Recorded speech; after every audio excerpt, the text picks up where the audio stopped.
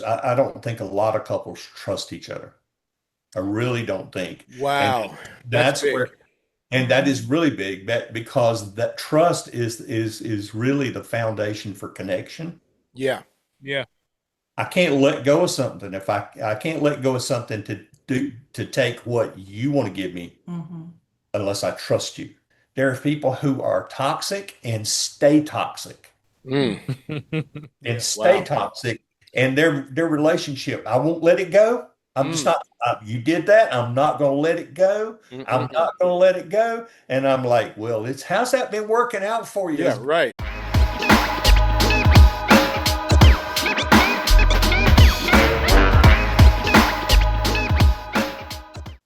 Greetings, everyone, and welcome to Under the Fig Tree. I'm Troy, And I'm Bruce. and we have our good friends, Dr. Tim and Cheryl Brewer, in the house with us today under the fig tree. Welcome. Woohoo! Thank Welcome. Thank you. you. Honor to So, be here Well, always. welcome back, actually. welcome back.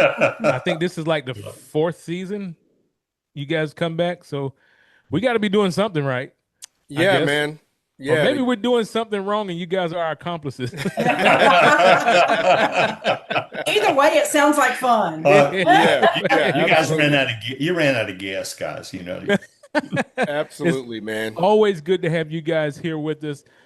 Before we get started, I do want to give some updates to our friends of Under the Fig Tree, our followers and listeners. We are in the middle of a migration project to where we have started a Under the Fig Tree YouTube channel. And so we're in the process of migrating everything from the Living Waters channel to the Under the Fig Tree channel. It's going to be a lot easier to find us. It's going to be a lot easier for you to refer us to your friends and they can find us. They would have to just do a search for Under the Fig Tree on YouTube. They'd be able to find all episodes. So far, we have all of season 5 on there, all of season 4, 3, 2, and we're just missing season 1. We'll get that updated as soon as possible. And we'll let this run until the end of the year. We'll have both channels running to the end of the year. And starting January 1, it'll be exclusively on the Under the Fig Tree uh, channel for YouTube. Sound good? Awesome. Awesome. Cool. So, Bruce, what are we starting with today, man? Well, you know what? We're going to delve into we're going to try to get to all three of these topics. If we do, we do. If we don't, we don't. You Gotcha. know, it would be a good reason if we don't to have them come back again. You know, have Tim and Cheryl come back again and do a part two. But we're going to So try to maybe get we to all don't. three. Maybe Maybe we we won't. don't. Maybe we Yeah. won't on purpose. But we want to try to tackle a little bit submission today. Obviously, we're talking about marriage, the marriage relationship, and so we want to talk about submission. That's going to be a lot of fun because, you know, you know, and Oh, people yeah. out there. There's a lot of people out there who already know. I said the word submission, and I could almost hear in the cyber world, uh-oh, you know. Yeah. But we're going to try to get to submission. We're going to try to talk about growing together. That should be fun. And also, I don't think you can talk about growing together without talking about roles and responsibilities. So I really believe all three of those go together and will absolutely complement each other. So Yeah. let's start with submission, man. Let's go ahead and jig the knife in and turn it a little bit, and and see if we can find any cancers in there that we can cut out. Isn't that hopeful? That's yeah, yeah. So, Submission's a big one. Yeah, it Yeah. is. It yeah, is. yeah. So, guys, why don't we start with you telling, for those of our listeners and viewers who may not be familiar with you, why don't you start with just telling us a little bit about yourself and what you do, and we're gonna shut up and let you talk. Well, we're Dr. Tim and Cheryl Brewer. We felt called to counseling. Uh, gosh, 1990, I guess. We finally acted, or 2000, I was going to say, we 2000, yeah, very yeah, yeah.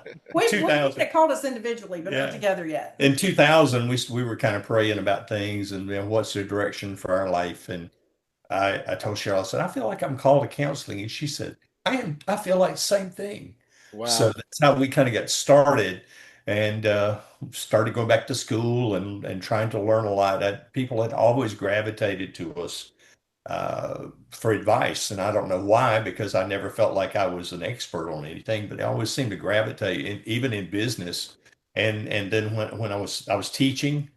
I was that mentor, tended to be that mentor teacher for younger teachers. And Hmm. then when I was on the road, I was on sales. I was in teachers' classrooms, and they were always, "Hey, have you ever run into this? Have you ever done this?" And that kind of thing. What's your experience with us? And it seems like folks have always gravitated to us, to Sheryl as well. And so we got started, and we have a counseling practice. We're located here in Charlotte and in Fort Mill, South Carolina, and we're having a good time. We thought we were going to slow down a little this year, and we have been uh, just blessed beyond since the beginning of the year. It's amazing, and we're having to make ourselves take time to rest because Wow. we have a heavy schedule now. We're having to do that, and so that's kind of where we're at.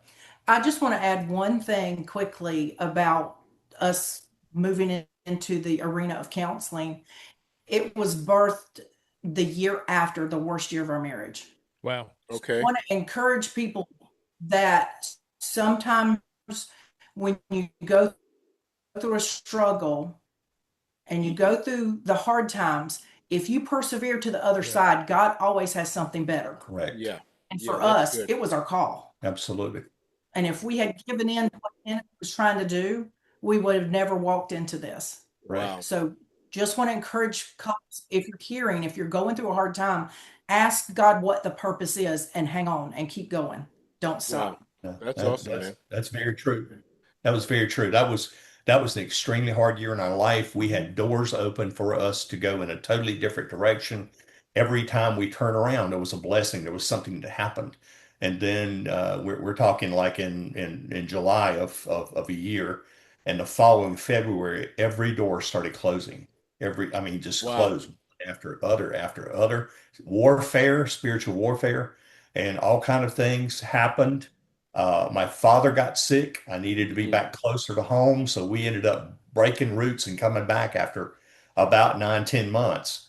And it was a trying time, and that's when. But I'll be honest with you, I am so hard-headed. The Lord has to sweep my legs out from under me to get my attention sometimes. And and he did a massive job putting me on my backside so I would look up. And Wow. that's kind of where we got started. Wow. Submission, That's huh? awesome. Yeah. Just Submission, jump in. Let it jump in. Yeah. submission. Oh Yeah. my Let's jump in, goodness. man. Yeah. I can usually say certain phrases and the room gets tight. I can walk up to a group of men and walk in and go, guys, we need to talk. That's the one that will tighten a group of men up real quickly Yeah, because Will. Oh, Big time. Will. they have heard that, and that is not the phrase that they want to hear. There's so much negative associated with that. And Yes. then, when you start talking to women, you say the word submission. What does Ephesians 5 say about marriage? He said, husbands, love your wives, just as Christ also loved the church and gave himself for her, that he might sanctify and cleanse her with the washing of water by the word, that he might present her to himself a glorious church, not having Yes. spot or wrinkle or any such thing, that he should be holy, that she should be holy and without blemish. And we hear all this thing about the wife submitting. Yes, the wife is supposed to submit to the husband, but it is not the abusive thing that we That's right. tend to that we tend to hear. Right. We are living with the residue of the 60s and the 70s right now, where women's liberation was a big thing, and Hmm. there was positive and negatives that came out of that because there was a lot of unbiblical thought that came out of that. But yes, women need to be treated just like a man. Absolutely, without a doubt. They need, and Excuse if me. Clarify that. Thank well, you. well, as far as having rights and them being able to do things they should be able to do. If they can do the same job I can do, bless them and give them the same salary. No problem. I don't have any problem with that. Hmm. Right. But we were given defined roles when we came into this life. First of all, we talk about the interpreting scripture by the law of first mention. Yeah. That's one of our things that we talk about. And God gave Adam specific duties when he was made. And then he saw in Adam a something that he could not fulfill, a loneliness. And that's when he made woman. And he took woman from his side. Yeah, symbolic. Maybe we need to have a little common sense when we read scripture sometimes, because he Hmm. did give us a mind. He Yeah. did give us will, and he gave us some emotion as well. But he gave us a mind to think about it. She's equal to me. She came from my side. And then, love my wife as Christ loved the church. What did Christ do? He gave his life. He gave his life for us, so I should be willing to give my life for a wife. Is that somebody that I feel like I want to abuse? Absolutely not. The Bible talks about you that we don't abuse. We wouldn't want hate our own flesh and abuse it. And so we have a lot of folks that just get all bent out of shape when you say that. But the thing is that law first mentioned. Who is the man supposed to be submitted to? Christ. We've got Right. that answer for ourselves and our marriage Right. and our children. We have responsibility. We have to be submitted. And we have a lot of guys out there now who are not submitted to the Lord. And as a result, it's like their GPS has no direction. Right. Right. If I'm going to shoot at a target, if I'm going to shoot at something, I need a target to shoot at. If I'm going to be submitted to someone, I got to understand that I am submitted to Christ and I have to listen to him. But before I can listen to him, I have to have some kind of relationship with him. Yeah. We were talking with a couple the other night about praying together. And that's, as we've said many times, that's our most difficult thing that we have getting couples to do, Mhm. Hmm. is that we pray, but there's another part of prayer that we don't think about. We have to learn to shut up and listen to what God has to say to us. That's Right. right. Because a lot of times it's a one-sided dialogue rather than it's a one-sided Wish list. yeah, wish list. Lord, give Yeah. me this. Lord, bless us. Lord, help us to be able to accomplish this. Lord, give me, give me, give me, give me, give me. And Yeah. God, we don't take time to listen to what God's got to say. And he might say, I want to give you far beyond what you're asking for. You're asking for less than I really want to give you. Yeah. And so there has to be that relationship for us as a husband. And when our relationship is in the right place, we treat our spouse in the right way. Yeah. That's Yeah. awesome. You mentioned something there, and I want you to, because I don't want to skip past that. You mentioned the idea of praying together, and I just want you guys to talk a little bit about that and the importance of it. What should happen? Why that should happen? What should be the result of that? Well, the thing that's so great about prayer is, first off, we're coming to God as one, like he created us to be. Right. Hmm. So we're already opening up and saying, Lord, here we are, how you asked us, how you commanded that we are. So we're coming to you together. We're asking for these things together because we are in one accord. We're in that one body that you created us to be when we came into covenant, Yeah. and we're completing that covenant conversation, and we keep that open with him. And so when we pray for each other, when we first praise, you have to start with praise. Praise God first. Yeah. Don't start with the ask. Yeah. We always start with Yeah. praise. Yeah. Because if you go in with the ask, I just wonder how many times God's going, oh, here we go again. Yeah. Yep. Okay. What, what does Scripture say? Scripture says, enter into his courts with thanksgiving. Yeah. Yes. And then the next thing he lists, I think, is in that thing is praise, right? Yep. I think that before we start asking, Yeah. you know, Yeah. uh, Absolutely. I don't walk. I remember when I was a kid, I didn't walk in and go, Dad, I need this, or Mom, I need this. I'm like, you're the best dad in the whole wide world. I love you. Yeah. And I don't mean that as a manipulative thing with God, but God wants to hear Yeah. the intent of our heart. He knows it, but he wants to hear that we are able to to bow ourselves to him Yeah. and Yeah. see our need for him. Yeah. Yeah. Yeah. That's good, man. Talking about that not walking in and just asking your dad for something. I remember my transition from being a New York kid to a suddenly South Carolina kid, Yeah. and some of the social norms, that I had to learn. Mm. And that was one of them where I come from in the South, in South Carolina. I'm gonna put South Carolina on blast, right? In a good way. But you couldn't walk into the house and not say good evening. Right. Right. That was something that you just, it was supposed to happen. You know what I'm saying? And so Right. you think about, going to God and just giving him your list, and especially where marriage is concerned, because one of the things that we've learned over time, Robin and I, is that you know, you go to try to talk to God about her and he will talk to you about you. She Yeah. goes and tries to talk to God about me. God, 100%. please fix this dude. He's messing up. And God will inevitably talk to you about you. You know what I'm saying? And so that's great, man. It's a good place to start. That you come together, you put your hands together, man, and both of you go before the Lord with worship and thanksgiving and that kind of thing. That's awesome. Yeah. Yes. One thing that a lot of couples, I don't think a lot of couples trust each other. I really don't think. And Wow, that's that's big. where, and that is really big, because that trust is really the foundation for connection. Yeah, Yeah. I can't let go of something if I can't let go of something to take what you want to give me Hmm. unless I trust you. yeah. Yeah. And wouldn't you say that trust, because when you said trust, the next word that came to me was vulnerability. So would you agree that that's the area of trust that gets challenged in marriages?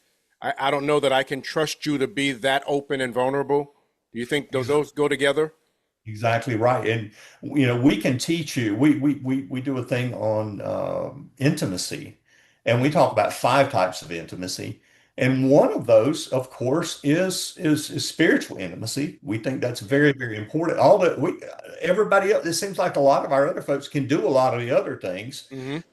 Maybe not emotional intimacy. That's a hard one for guys. Is when you're talking about your feelings and your emotions. That's Yeah. a hard one for us. And the older you get, it's harder. It's harder to talk about what I'm feeling, how vulnerable I am. Hmm.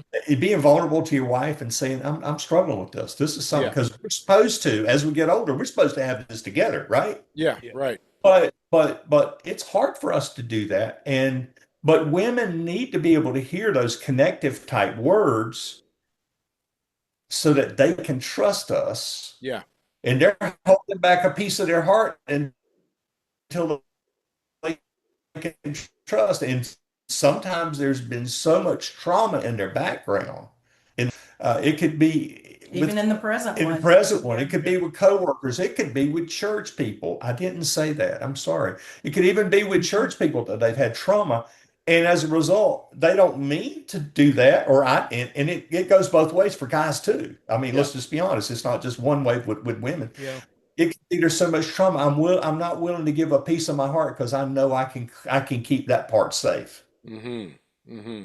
And the Wow. thing about the trust and the vulnerability, Bruce, that you brought out, the thing about it that we try to get couples to realize if there is trauma or to help if there's past trust issues, or Hmm. if it's just because this is new for us, we try to help them understand when you pray together, you also get that emotional connection Hmm. because now you're hearing each other's heart. Yeah.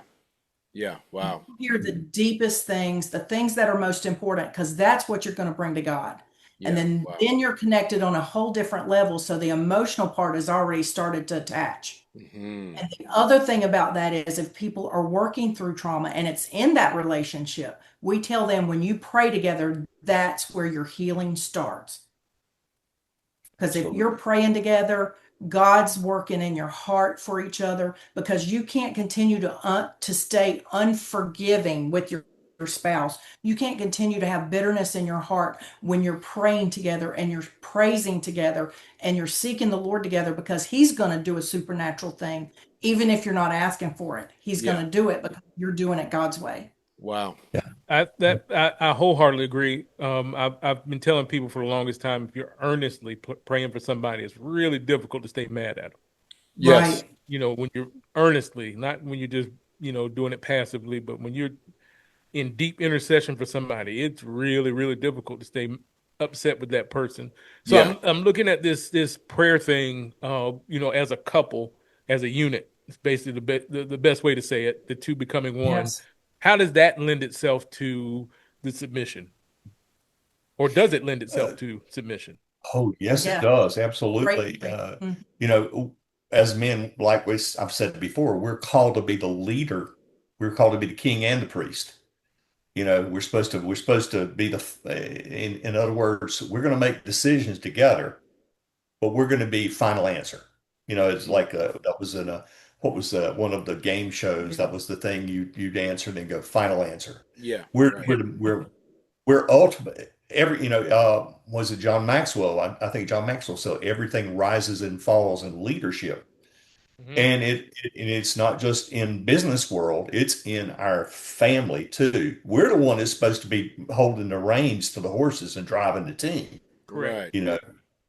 But when we're driving the team, she's riding with me, right? And Hmm. she's going to help me make that decision. And I'm going to make a decision that's going to keep me safe and her safe, you Right. know. Yep. And so we're not going to be abusive in that respect. And so we have to understand that we're called to that position of leadership to be able to do that. And when she sees me going after God aggressively, Mhm. she it's like the old Star Trek days, and I'm going back to Captain Kirk and Spock and all those guys, they were out, going through the galaxies, and they had this shield up in Yeah. case all these invisible people could attack them, right? Yeah. But the thing is, it's good to have the shield up because it protected them, but they could not beam anybody to a planet or to another ship or beam someone back to them when that shield was up. Yeah. And we have a lot of people, especially women, walking around with that shield up Oh yeah. Mm. because they have been hurt and they don't trust. Yeah. And Wow. and they don't trust you. They don't trust you, maybe it's because of the tone of what comes out of your mouth. Maybe it's because of the actions that you've done. Maybe it's because the spiteful way that you have, and I'm just speaking from guys. I'm not Hmm. speaking just I'm not beating on guys. I'm just because I am one. I can speak from that. Cheryl can speak from her. Right. But sometimes our actions and the things that we have done causes them to keep that shield up. And with that shield, they're holding their heart. Because, when the shield's down and we're very sarcastic, where does that arrow go? Immediately to their heart. Yeah. And if they do not trust us, there's not connection. There's not, and I'm going to be honest with you, the fulfillment, and I'm going to go, and this will get us canceled, Troy. Fulfill, there's not really ultimate fulfillment in intimacy. Right. Mhm. All of that, it affects everything. But if she sees I'm going after God and I'm digging in and I'm reading, I'm Mhm. praying, and I'm taking care of her and trying to let my heart show that she is the most important thing in my life after God. And I have a hierarchy. You laugh at me, but God, my wife, my children, my pickup truck, all of that. But uh, but if she sees, Yeah, I yeah. love my truck. God blessed us with it, and I love it. Uh, but when she sees me going after God, she lets that shield down. Yeah. Mhm. Hmm. She Yep. trusts me. But the thing is, if I leave that shield up too long, what happens in her heart? There can be unforgiveness. Mhm. Hmm. Unforgiveness is leading to bitterness. Hmm. Bitterness leads to anger. Anger can lead to shame and guilt. And so I'm inviting all of these Yeah. little, for lack of a better term, evil spirits into our marriage. Uh-huh. And what does it do? When I start inviting all those in there, what does it do? It gets between us and it starts pushing us Yeah. apart. Sure. Yeah, there's a lot of techniques, counseling techniques we can give folks to help them understand things. But sometimes we got to just kind of grab the word and Yeah. just let's start talking about this thing. Let's Yeah. talk about this spiritually because it works. Yeah. Yeah. And the idea of getting couples to pray, like I said, there are 5 parts of intimacy. That last one, spiritual, is the one that's the catalyst that makes it all happen. It's kind of like I can put dynamite out, I can run a line to it, I can hook it to the plunger. We can blow stuff up, but if I never push the plunger down, it's never going to blow up. Yeah. Okay.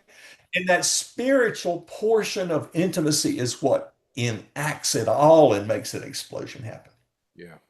Yeah, can I just want to jump in unless you had something else you wanted to mention Yeah. about Yeah. prayer. No, I was coming right to you, Cheryl, because I want your perspective on this submission thing. Yes. We always go to Ephesians, we go to Colossians. I want to bring out a part of Proverbs 31 Yeah. for our Okay. women. And this is the part that I want to read when it starts talking about the virtuous wife. Proverbs 31:10, it says, "Who can find a virtuous wife? For her worth is far above rubies." This is the important part. "The heart of her husband safely trusts her, Absolutely. so he will have no lack of gain." Absolutely. So does that sound like a weak, wimpy, No, submitted wife? no, it Does does not. not. That sounds like a powerful woman to Yeah. me. And then we know everything else that's in Proverbs about not being idle with her hands and all the things she does for her household. And when we talk about submission with our couples, the one thing I want to tell them is I tell those ladies, I said, when your husband is under submission to God, like he should be, you will never be a stronger woman. Absolutely. That's where your strength comes from. Yeah. When you see your husband, now he's not going to be perfect, just like I'm not going to be perfect. Yeah. Mhm. But as he's pushing and pushing and trying to serve and trying to be everything God wants him to be, I know that I have safety in that. Mhm.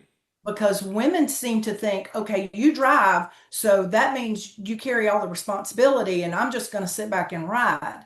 And Yeah. that's not the way it works either. That's Mhm. right. Because we have a part of that also. And to me, that scripture says how important it is because we also have to hold their heart, so that they can trust that we are doing Yeah. our part Yeah. Yeah. as well. Yeah. That's good, man. And when I tell people, I mean, there are things he encourages me to do I would never do by myself, or I'd never have the courage to do.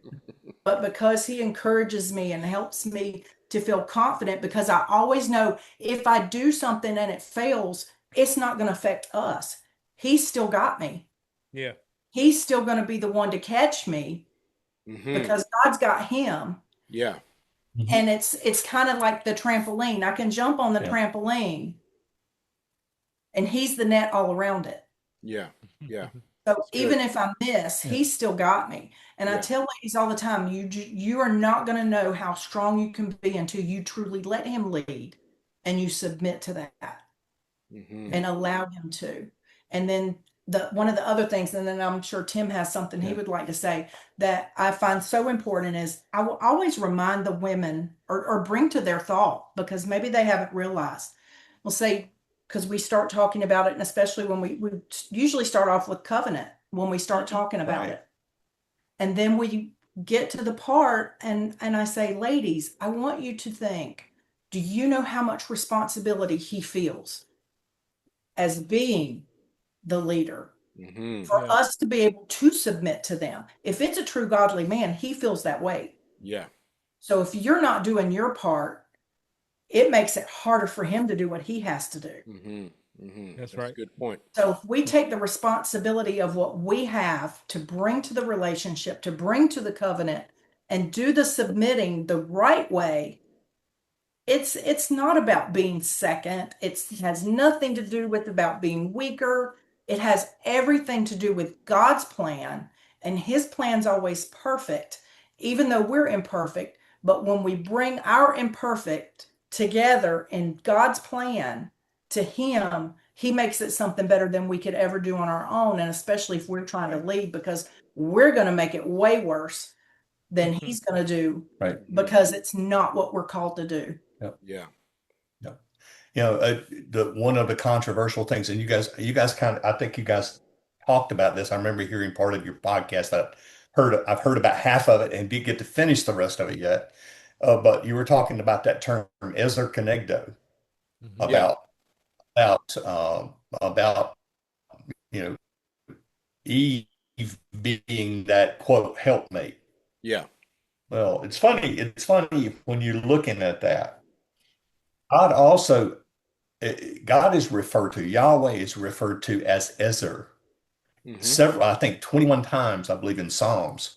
He refers to God as that same one who can complete something that I cannot complete.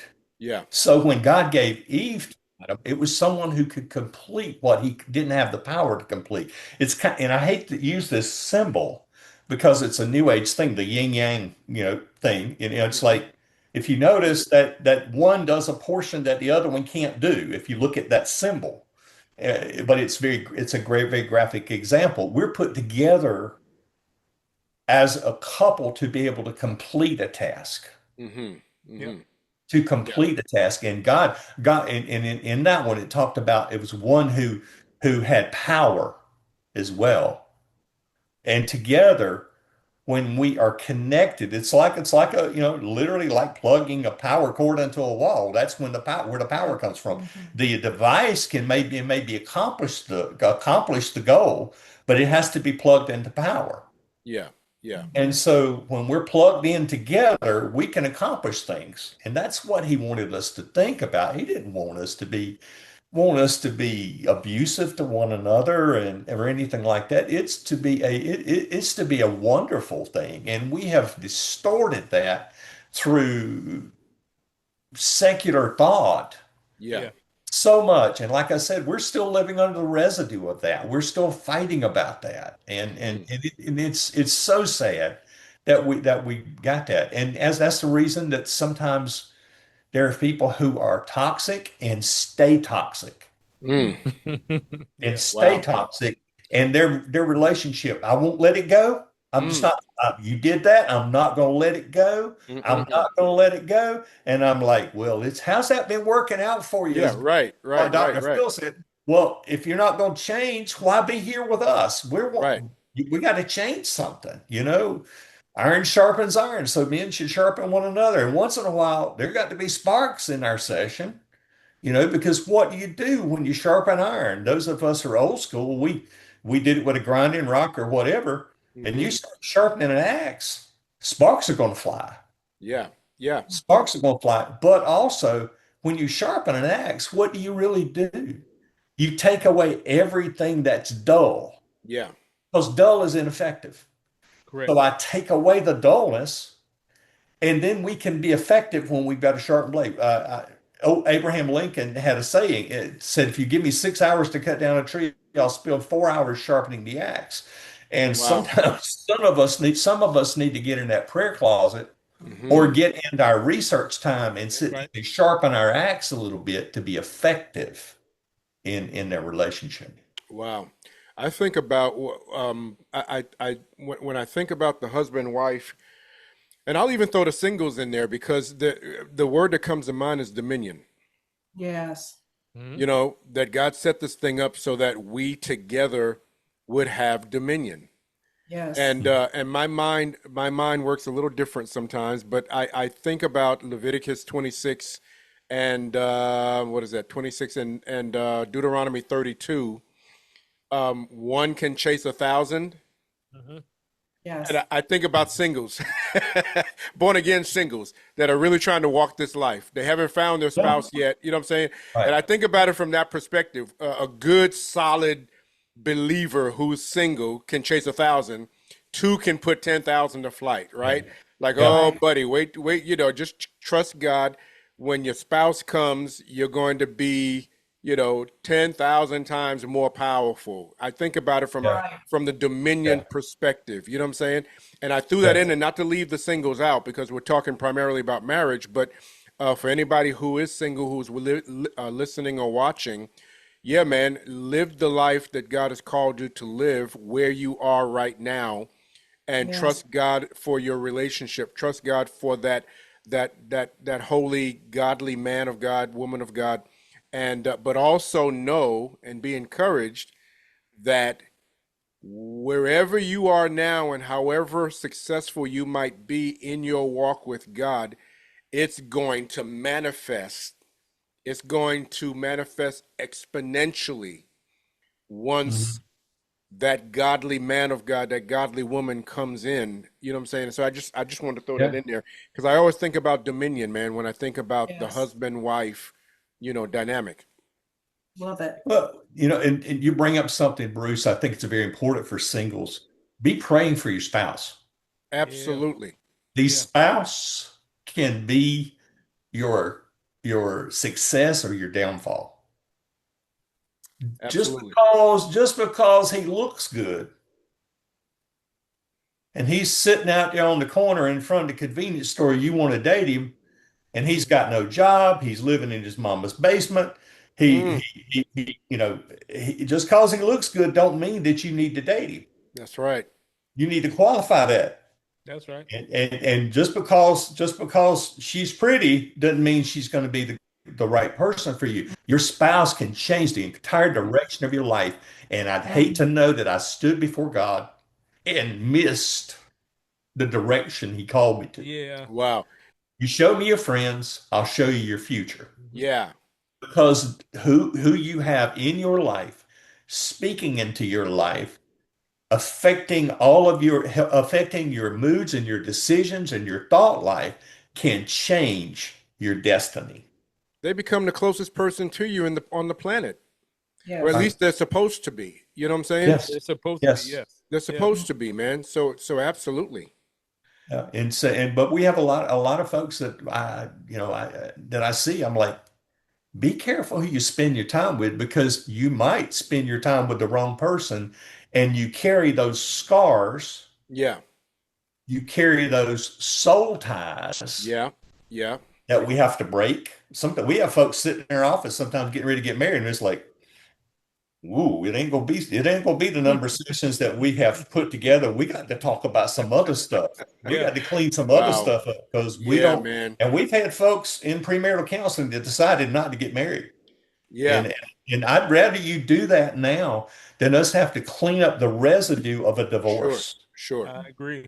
I would rather you 100%. do that now. I would rather you put it off. And we've had some put it off and get healthy and Yeah. then come back and do it. And that's fine 100%. too. At least they're willing to listen to sound counsel. Yeah. That to me, I give them kudos to the fact that they would take time to Yep. try to do it the right way, try to do it God's way. Yep. That's awesome. I'm of this mind that I believe that you should practice submission before. Yes. I think you're behind the curve once you get married and you start to. I'm not saying it's the wrong thing to do because you still need to learn to submit, right? But I think it's a lot more difficult to Yes. do after you get married to learn to submit if you have not practiced it beforehand. I believe when you're a headstrong person, which men and women both can be, when Hmm. you're a headstrong person and I'm just going to do what I want to do because I want to do it, and that's the Mm-hmm. way you live life, Yeah. I think it becomes incredibly difficult to mold yourself into that submitted person, that submitted vessel, after the fact of marriage, and then now you've caused collateral damage because you couldn't conform. So I think, in my mind, submission has to be practiced or should be practiced beforehand. My daughters know, and you guys know me. I'm very protective of my Hmm. daughters, Yes. and my daughters already know if the guy that you're interested in and he's interested in you, if he can't provide you with at least what I have, at least to that level, then Hmm. it's not time. It's If good. you're going to take her from my house and take her and put her under your skirt of protection, you need to be able to provide at least to the level that I'm able to provide, Yeah. at least to Exactly. that. But don't take Exactly. her from my situation to a worse situation. I'm not going to allow that to happen because Right. I'm very protective of my daughters. Not saying that you're not the guy for her. I'm just saying it's not right now. Yeah. Right. At least that. So, and that would give them practice. To be honest with you, that's going to give them practice being submissive to me, because them being submissive to me ultimately gives them the behavior pattern to be submissive to the one that I give them to, Yeah. if that makes sense. That makes a lot of sense. I'm going to throw another facet of submission to you as well that makes it a little bit difficult is when the wife, say the couple is not married, not Christians, Hmm. and the wife comes to Christ before the husband does. Oh, wow. Good Mhm. scenario. And all of a sudden, wife is leading. Unfortunately, we have a lot of that in secular marriages too. Wife is Mhm. in charge of the house because the husbands, Yeah. forgive me, guys, and I don't mean this, we're lazy slugs sometimes and don't. Tell 'em Yeah, how you really exactly feel. right. Exactly. Sometimes we just want to, we let things happen and we're just along Hmm. for the ride, Yeah. you know, Yeah. or we're so busy and immersed in working that Yeah. or working or chasing after our children. That's another aspect that I probably shouldn't say. I probably offended all my sports people, but some people don't know how to say no. We have folks call the office trying to schedule and we can't get them scheduled. We work 3 evenings a week, Hmm. Monday, Tuesday, Thursday, Friday afternoons. Friday afternoons, and they want Friday nights or Wednesday nights. And I'm like, look, we don't work those nights. Well, we have sports all those other nights. Well, then Sorry. somebody needs to learn to say no. Yep. You need to learn to say no. Mhm. Who's ruling the house? Are the kids ruling the house or you ruling the house? Let's make a decision here. Let's Mhm. decide that. I know that's harsh, and Lord forgive me, and we lost all your sports people. Please Uh, forgive me. But anyway, but the idea of the husband coming late, it's tough sometimes for him to catch up hmm. once he does come. Okay. And as a result, the wife is more knowledgeable in the way of Christianity, way of spirituality, and he can't seem to get that knowledge or get caught up sometimes. Sometimes he can. And he picks up and he runs with that. He runs with that role. He sees the vision. He develops that relationship and he runs with it. Thank God when that happens, but it doesn't always happen. And sometimes the wife is carrying is got the reins in her hand and she doesn't want to let go Yeah. and let Right. him have the Yeah. reins back. Right. Right. Right. But she's not sure she can trust him yet. Yeah. Yeah. Okay. There was I think the term in the Hebrew was teshukwa, to have what, to want what he has. Hmm. Mhm. Sometimes she can't let it go. Hmm. And so I'm not a biblical scholar like you guys. You guys rock it out when you start talking about that, and I love that. Yeah. I Yes, know. you. Who's he talking to? Somebody behind me? Yeah. I love that you guys dig in and get into what the scripture says. I've sent you both a video. You probably laugh about the guy talking about the guys who go back to the Greek, Yes. that he won't Yes. listen to anybody who gets all them Greek boys. He Yes. shuts them down. Well, I So funny. shut him down pretty quickly after I heard that video. I was like, Lord, I don't even hear that mess. But if you don't dig in a little bit sometimes, Yeah. it's hard for her to trust that I'm leading Mhm. in the right way. And so Sure. that's another one that we have to kind of navigate sometimes, helping the guy build those skills so that he can Mhm. become the leader that he needs to be. Yeah. Wow. Sure. I know that can be a little challenging. I know several couples that have dealt with that, to where the wife does come into the kingdom first, and then it's almost like he's playing catch up for years. You know what I Hmm. mean? It's almost like Hmm. she just won't allow him to catch up, That's and it. it Yeah. does become problematic. And then there's sometimes where he's not really trying as hard as he needs to try to catch up. Exactly. And Yeah. so you have both. And I think navigating that can be difficult at times. I think navigating that without help from other couples Hmm. Correct. can be extremely problematic. Hmm. If you just lean on your own understanding, we already know what happens to that. Yeah. Yes. Uh, we already know that the Bible says there's a way that seems right to a man. We know where that way leads. And Mhm. for some reason, we tend to keep choosing that way for some reason. Either way, the submission part is completely um, biblical. Mhm. The submission part is completely necessary. I think you guys have a statement that I've always loved. If the both of us are the same, that means one of us is unnecessary. Unnecessary. And Right. so if we both can't lead, Right. Mhm. we both can't lead. Somebody has to lead.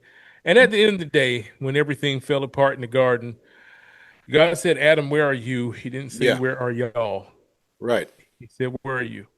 And so ultimately, I do know you can't take all of the good that comes with manhood or that comes with womanhood and not take the responsibility that comes with either.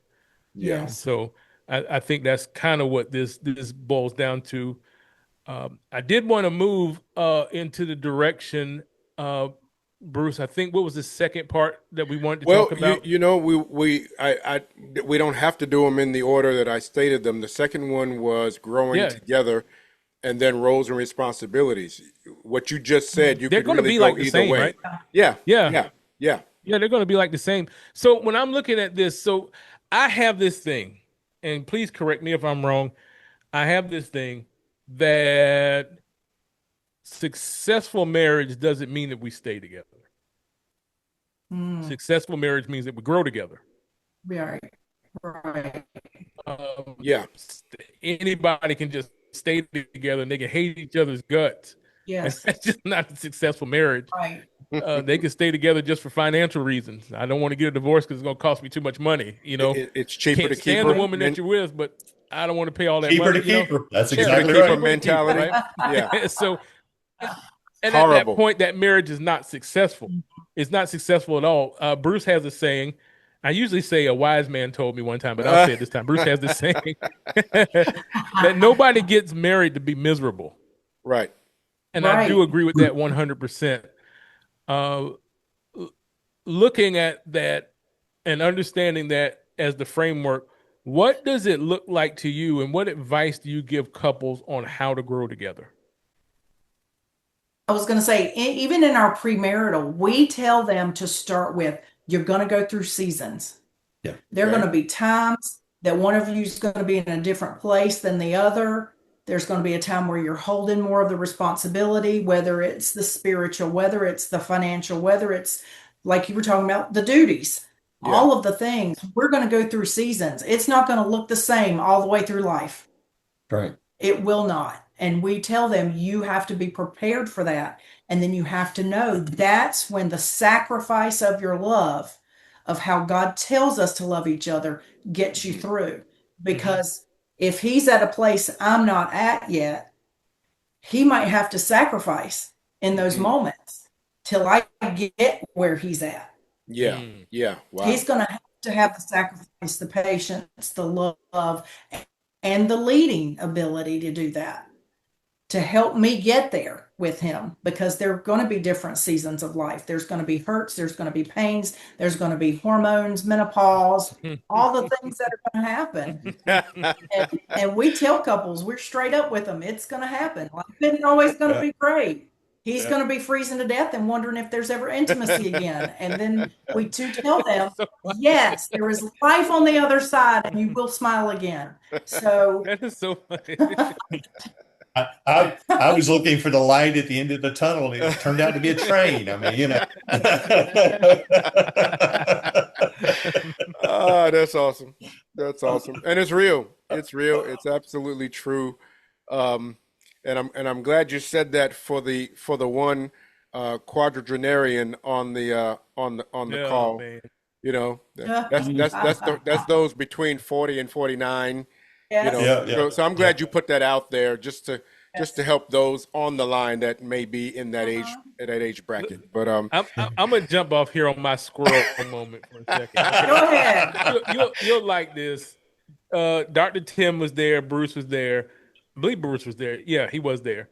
And our men's breakfast was probably one of the most successful men's breakfasts we ever had, yes, with a bunch of grown men sitting around talking about menopause. yes, Yes. You Yes. know, and I'm telling you, Yes. because there were so many guys in the room that got so much out of that, Yep.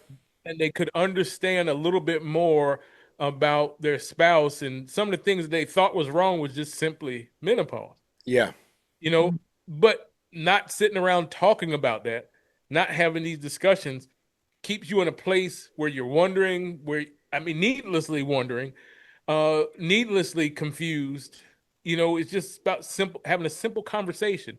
And I Yep. think that morning there was a whole lot that was accomplished during that session, Oh, yes. where guys were asking tons of questions. Tons. What happens when this? And then you had guys in the room that have been through that or currently going through that. They could answer these questions, and then you had younger guys that just sitting back like, "What have I got myself Yeah, into?" right. You know. Right. But it Eyes was. big, like, I'm whoa. telling you, it was one of the best sessions we ever had It in really all the was. years that we've been doing this. It really was. But like that's my squirrel moment there for a second. But I do know with those type of things, uh, knowing things like that are coming up, uh, it's still important for us to focus on, okay, how can we be better today than we were yesterday, right? Mhm. In my mind, that's what growing together looks like. How can we be better today than we were yesterday? How can we log the mistakes from the past without holding them against each other, but learning Hmm. from them? Does that make Mhm. sense? What Yeah. what Yes. what can we do?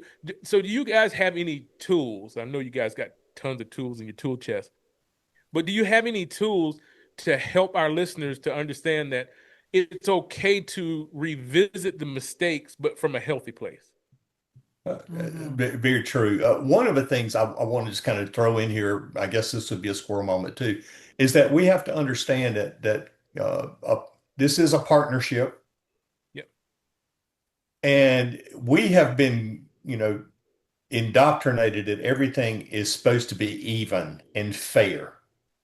Yeah. That her roles, she's supposed to have a certain number of roles, and I'm supposed to have a certain number of roles, and it's going to be even and fair all the time. And like Hmm. Cheryl was talking about, we will go through seasons where one person may be struggling. Hmm. Let's be honest, as couples, we may go through a struggle at work. We may go through a struggle spiritually, a dark few moments. We may have family members we're having to take care of, parents that we have to pick up the weight on. Hmm. And sometimes we're picking up the weight on, and all of a sudden the other spouse is having to pick up the weight of the household. Hmm. Hmm. And so it's not always going to be fair. It's not always going to be that way. And that's why we don't talk about compromise. We talk about sacrifice. Sometimes I got Yeah. to sacrifice. I've got to sacrifice to do a few more things that I'm supposed to. We're in that season right now Hmm. in our marriage where we're having to do, I'm doing a little more sacrifice. She's doing some sacrifice too in a different way.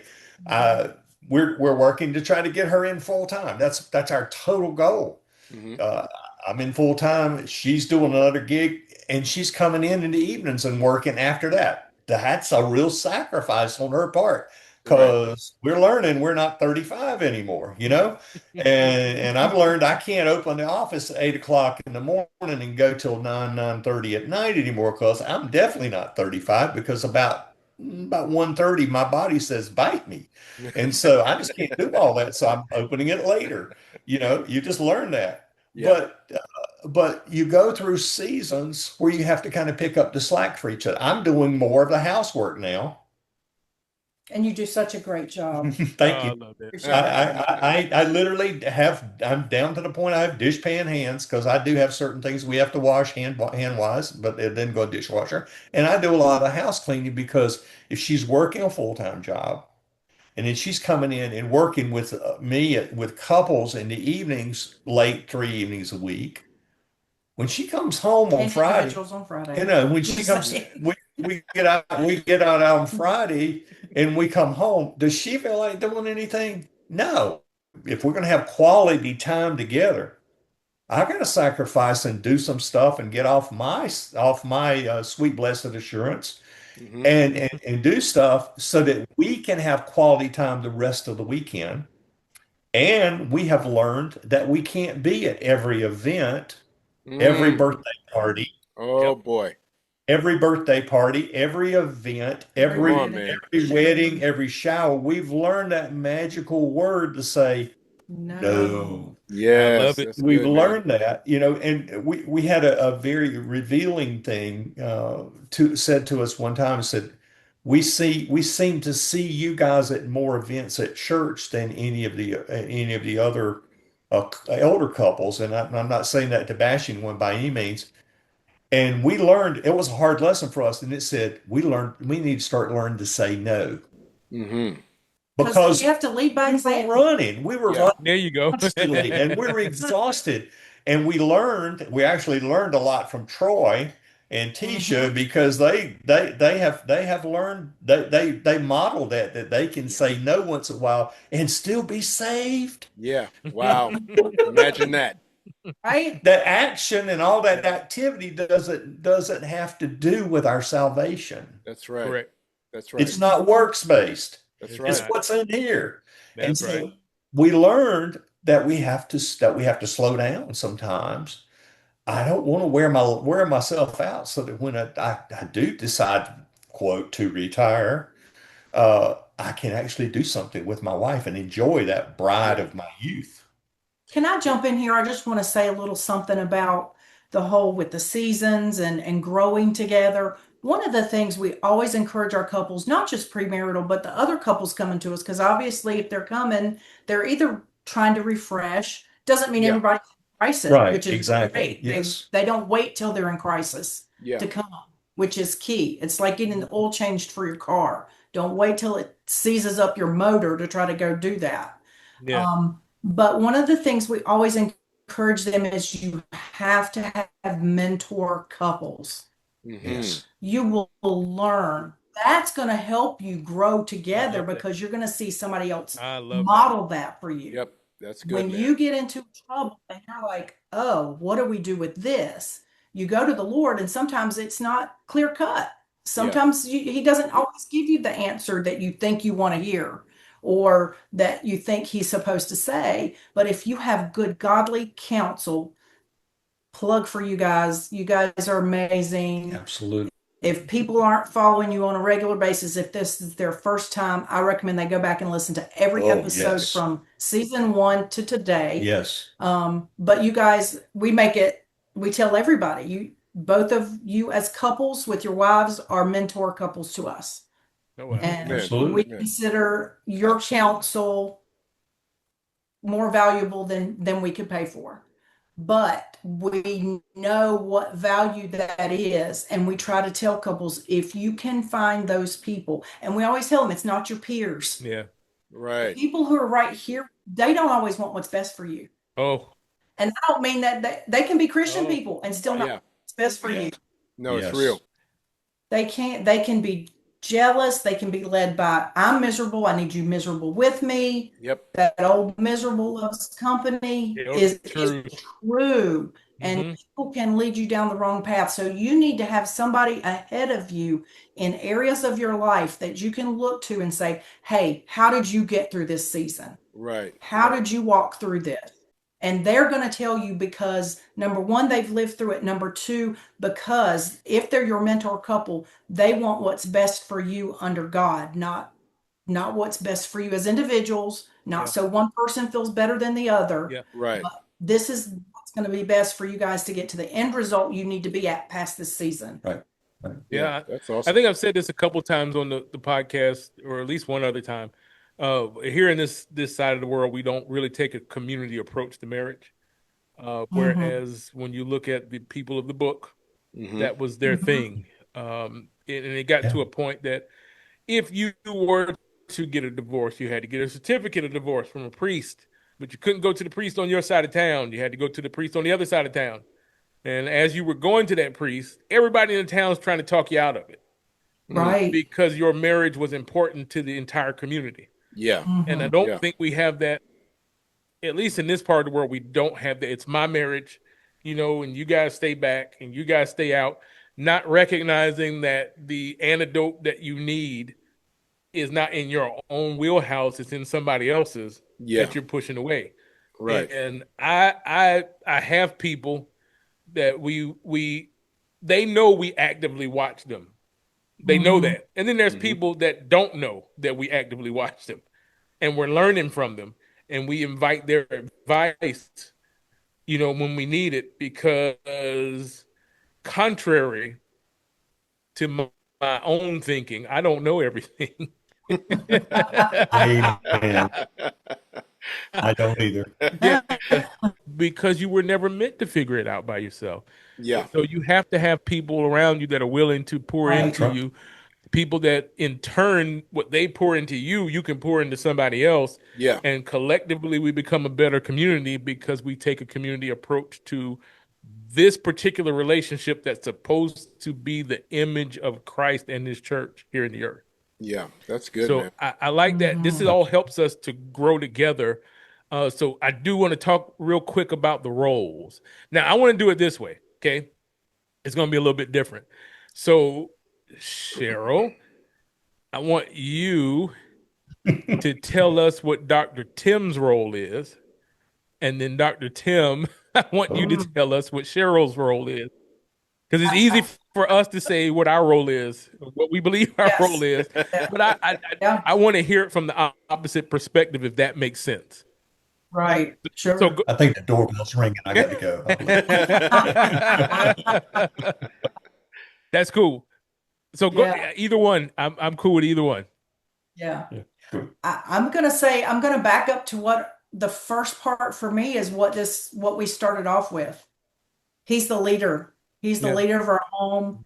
He is the final answer, but also because I trust him, because he holds that weight, because he knows he doesn't answer to me with that. He answers to God. So I Yeah. trust him with that. But first off is that. And I'm For- steered over too. You too. Ah, I got somebody I'm scared of. No. She is a redhead. But definitely with that as the forefront is completely that. And it's so funny because, Tim talked about how duty roles, like in the house, have changed different than the norm of what we consider to be the female or male roles of the household. But the thing about that I love is that he's not unmanly for doing that. It's Yeah. not like he feels like I'm too much of a man to Yeah. do these things. If anything, it makes him stronger in my eyes, that Yeah. he's willing to do some of the things that aren't typically what the man does in the household. Mhm. I had a But clean house before we got married. yeah. So. But definitely that and in that there's so much under that umbrella. I look to him for my spiritual leadership. He's the first one I look to. Yeah. I mentioned spiritual mentors, and we have those, and I have personal ones as well. And we have a pastor we love, but he's the first one I look to Mhm. as my Yeah. spiritual leader. Yeah, it's good. Then from there, if we need to go somewhere, we do it together. But Yeah. he's the first one that I'm going to I come love to that. for that. So then you don't go to your husband and say the pastor said. Mhm. No. No. Mm. Yeah. Now I might say it after sermon, hey, did you hear that? But sometimes, and I stole this from someone, the voice of the Lord sounds like your wife's voice Yeah. sometimes. Yes. Yeah, it Yes. does. Because Absolutely. some of the wisdom that comes out of this woman's mouth Mhm. will scare you at times. It will aggravate you at times, Yeah. Yeah. but it will encourage you and affirm you as well. There's all those pieces to Yeah. it. Yeah. And it has to do with the state of my heart. Puts it back on me, doesn't it? The state of my heart to how I take it. Yeah. And there are times I have to go back and apologize. I'm just Oh, going to be yeah. honest. Yeah. It's like, woman, I rebuke you. And then sometimes I'm like, ouch, Yeah. Yeah. Yeah. ouch. I've certainly had I've had the Abraham listen to your wife, Yeah. kind of thing. You know what I'm saying? After the fact. like you know, no, I'm not with that. I'm not with that. And then I get into silence, and the Lord's like, yeah, you need to be with that. You need to Uh-huh. listen. You need to listen to her in this, you know. So yeah, absolutely, man. Absolutely. Yeah, and sometimes you kind of go like Job, woman, you speak foolish words, you know. You speaking foolish words. You know what I'm saying? I'm joking. I'm joking. Please, ladies, don't get Yeah. offended. Yeah, Well, yeah. if I need it, then I trust you to do it. I might not like it either, but if I'm submitted to the Lord, He'll tell me, and I'll have to come back and apologize too. No, honey, you're not going to give every last dime away. No, honey. That's the key. Sometimes I have to be that voice of reason because this woman's heart is about 50 times bigger than her body. And she Wow. would give every last dime away to people if I would let her sometimes. And it's not because she's a spendthrift, it's because that's her heart. That's She her heart. wants Yeah, to help people, she Yeah. wants to bless people. Yeah. man, Amen. You I got love some it. brownie Amen. points, baby. Man, I know it. What else do you have for us, Cheryl, as far as his roles? Gosh, and you know, the thing is too, is he is the leader of our children. I shepherd the heart of them, but he leads them spiritually. Yeah. And the thing is, and I'm just putting this out there, our children right now are not following the Lord, but he still leads them in godly counsel. God loves them even Mm-hmm. more than we do. Yeah, Mm-hmm. absolutely. And so he's not Absolutely. okay for him that they be lost. But even in their state, he is still the leader of them spiritually, even though they're out of the house. Yeah. Yeah. That's great. He Yeah. still covers them in Yeah. that. And I see that and I watch that. And that makes me love him even more. But I see him do that on a regular basis. And I know I'm being way more spiritual than probably people are wanting all the practical, but we did mention he, is doing so many things around the house. To me, what's important is he carries the weight. It doesn't matter what I bring home paycheck wise, it doesn't matter what he brings home paycheck wise. He Mm-hmm. carries the weight of that bank account. I Mm-hmm. don't care what anybody says, I don't care what women's lib says. He's the one who feels the weight of where is that money going? How are we budgeting that? How is it coming over our house? Because he is the leader of the home. So if things aren't handled well there, he has every right to call me back into alignment. If if I'm spending too much somewhere, I might not love it if he tells me, Mm-hmm. but he has every right to tell me that because he's the one holding the weight of that. Yeah. And that means a lot to me. And so I appreciate that when he says, hey, honey, we need to save here. Hey, honey, we need to look towards this. And honey, we got something coming up. So where can we cut back on the grocery budget, food, household budget? So I think that's something that maybe we don't always put our husbands in that rightful place of, but they carry the weight of it no Yeah. matter who's putting in what. That's still a part of, to me, him being head of the household, and he carries the weight of that. And I appreciate that he does That it, and I have to be submitted in that. Yeah. that's awesome, man. I just love the fact that you guys hit because it's such an important point to make, I think, um, coming to the understanding that as Troy said earlier when he quoted out of Genesis, when God calls for them, he calls for Adam, you know, and so Mhm. It's one. that report, I'm military, so it's like, there were many times that I had to give a report, and I had soldiers under me, but none of them were ever asked to give a report. None of them were ever called to the captain's, That's right. office or to the general's office. It was me who had to give that report, and so sort of the status of, where we are. And I love that you hit that because I think it's important, especially for younger couples to hear, right? Because sometimes in our experience, guys, sometimes what we've seen, we used to do counseling a long time ago, and I don't say that I was upset when God moved us away from it and had us doing some other things. I was not upset about it at all, because sometimes it was crazy, as I'm sure both of you know. And I know Troy and, Sure. and Tisha does counseling sometimes Uh-huh. as well. But Yes. man, just Yes. that dealing with the idea of, hey, It doesn't mean you're secondary. You guys, I think we've said it a couple times already. It doesn't mean you're secondary. We're talking about roles.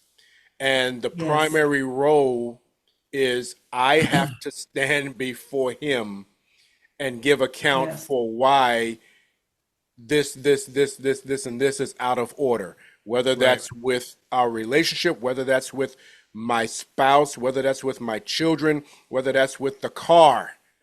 Well, why Mm-hmm. is the car Yeah. falling apart? Well, because I spent too much money on this, and this, or I let my children dictate, or I let my spouse dictate, when I know that you're the one that's supposed to be dictating how we do this thing. And if I follow you, then those things will work out and actually makes room for you to bless us even further. So I think I just wanted to reiterate that, how important it is that husband wife teams understand the beginning of the role is the submission to God first. Hmm. Yes. Absolutely. I will always look to my wife, and I had to learn this, man. I mean, we're almost at 41 years now, and I'm grateful to that for that. But man, Amen. I had to learn it. I'll just be real transparent. It was a hard learn for me, that Mm. that I needed to make sure that I hear God and look for God and listen for God in the voice of my spouse. I think one of you said it earlier, because I thought, okay, no, this is me and God. This is me and God. And I was conflating the understanding of I'm responsible to God with still looking for God in the voice of my wife. Sometimes even in the voice Mhm. of my children. Sometimes, many times in the voice of Yeah. others. You know what I'm saying? And so I'm just grateful that you guys threw that in there because I think it's very important. I'll add one more thing and then I'll let Tim go. And this might not even be all of the things that you really were wanting to touch on, but these are the things that to me, the roles and all the other things just fall underneath. Because Yeah. of the place he is in, I feel completely safe and protected that he's got us, God's got him. Hmm. No matter what the circumstances look like, I'm okay. We're covered I like. because I know he's going to, if we hit that rough spot, Yeah. it's not that I'm just trusting because he's a great guy. I'm trusting because I know where he's going Yeah. Yeah. when we hit that rough spot. Yeah. So that gives me safety. And I tell him that a lot. And a lot of times that rolls into so many different areas. He knows, because of my growing up with a stepdad who was an alcoholic and abusive. And there's a lot of safety issues that God healed me from and Mm-hmm. trust issues in our relationship. Mm-hmm. But it goes beyond that because those things are actually surface compared to the other safety he Mm-hmm. provides. Yeah. Wow. Yeah, Yeah. I like that. Awesome. And it's good to hear those things from her from time to time because you Mhm. forget and don't feel like much of a man. Mm-hmm. It's so it's important that men hear these kind of words. Yeah. Yeah. Absolutely. They need Absolutely. to hear that. It's not all about talking to women and affirming them, but men need to hear those words too. Mhm. Absolutely. It's important that because how am I doing? We tell Yeah. couples to have checkups from time to Yeah. time. How am Right. I doing? Yeah. What am I doing? What am I doing well? And then the next checkup question with that we throw with that is, what can I do to help you be successful this week? Mhm. Uh-huh. Or something like that. We used to do this. How am I doing? What am I doing well? And then what am I not doing well? Yeah. And I'm like, there's got to be a better way. And so as they say, a blind squirrel gets a nut once in a while. Mm-hmm. And I came up with the idea, well, what can I do to help you be successful this week? Mhm. And it was a game changer in our marriage, Yeah. a Wow. lot. And we both asked that question because it changes, like we talk about the seasons, it changes from Mhm. time to time. Yeah. Yeah. She was talking about roles and the role that Sheryl carries is I'm gonna have to kind of give you an example and kind of lay this out. The Bible talks about the kingdom of heaven, right? Mm-hmm. Yeah. And Kingdoms have kings, right? Mhm. They have royalty that leads it. We are God's, as men, we're God's king representative on the earth. We're Mm-hmm. kings in our houses, right? Mm-hmm. Well, if I'm the king, what does that make her? A queen, correct? Correct. Correct. Does that make her a serf? Does that make her a slave? Does that make her a less than important person? No. Her role is a queen in my home, which is royalty. Yeah. You don't treat royalty bad. That's right. Correct. And as a result, she is valuable. And royalty, they gain their power from who leads them. Mhm. So it's important for me to empower her, Yeah. Yeah. That's right. That's to good. help her grow, to help her be the person that God is calling her to be. There are Mm-hmm. times when I see things inside of her that I want to affirm, that I want to say, "You go, girl. You're good at this." Mm-hmm. Yeah. And within her, probably the number one thing, the role that she carries is the role of nurturer, Mm-hmm. a role of nurturer within our family. Those folks that know us know we're a blended family, and I brought two children to the marriage, A and cat. and she brought a cat. Yeah. I'm glad the children lasted longer than the cat. Thank Yes. God. Even though I was not a cat person, the cat adopted me and became one of my very dearest friends, and I grieved past when Mhm. she passed. Oh She was boy. just special. But she, from the very start, Yeah. and I'm gonna tell you a fun little story, it kind of as a sidetrack. When we first met, we had been dating a month. I mean, when the kids met her, No, I met Justin right away. She met Justin right away, Audrey was out of the but country. Audrey was out of the country, and she came back. She was a foreign exchange student. She came back, and we went out to dinner.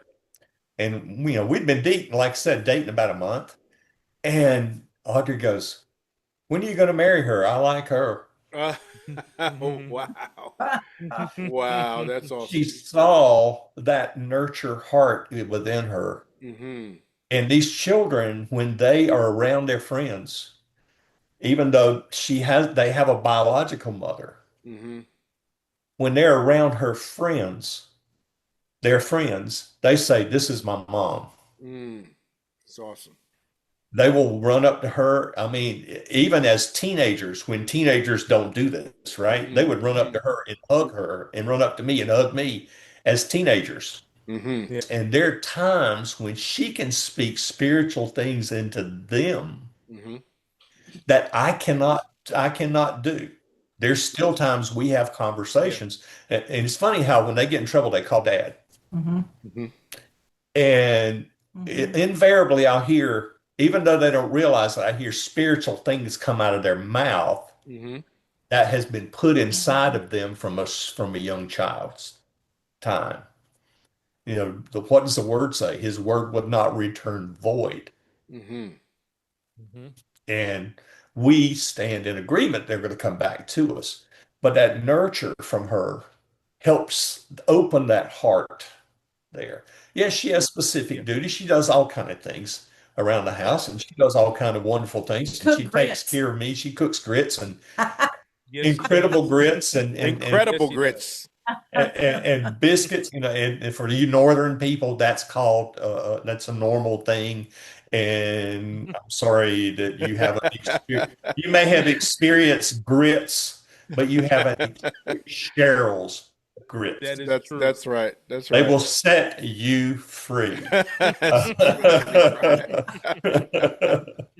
Even my mother, who was an incredible cook, always doffed her hat to Sheryl because she was really good about that. But she's an incredible, halfway decent. And she walks in and she reproduces. I have to go, oh, Miles Monroe. You give her a seed, she brings you a child. You Ah. give her a house, she makes it a home. She Mm. reproduces and multiplies whatever I bring to her. And that's her role is to, she's a multiplier without a doubt. I wish I had that quote, that Miles Monroe quote. It's probably one of the wisest men I've ever heard speak. Yeah. Hmm. Uh, Gone too soon, way too soon. Hmm. Uh, but there's a lot that lives on in his written word and videos and things like that. And I encourage you, if you have not Any of the listeners, watchers. listen to any of the knowledge or experienced any of the knowledge, I encourage you to do that because he's an incredible man, Yep. incredible man of God. But she multiplies that I give her. So I have to affirm her. We first started speaking at conferences about 10 years ago. She had nothing to do with it. Absolutely nothing to do with it. You stand up, you talk, I'll sit on the bench, I'll sit on the stool behind you and just nod my head. No, I want nothing to do with it. And I kept encouraging her and kept pushing her and kept encouraging her. And the thing is she has grown spiritually so much. Oh man, there are days that I feel like I am chasing her constantly. You know, uh, there's no, well, I can't say that singing, but I'm running behind her sometimes because she's growing. But I encourage her constantly and affirm her because what she has to say needs to be heard. Yeah. Yeah.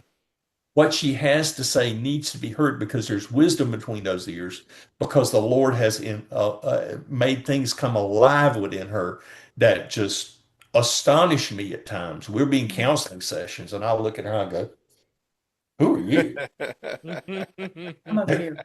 Yeah, I'll go, "Who are you?" Yeah, well, she counsels on my right. In Yes. her office, she's usually sitting in a chair to my right, and Yes. I'm like, "My goodness, girl, Yeah. I never heard anything."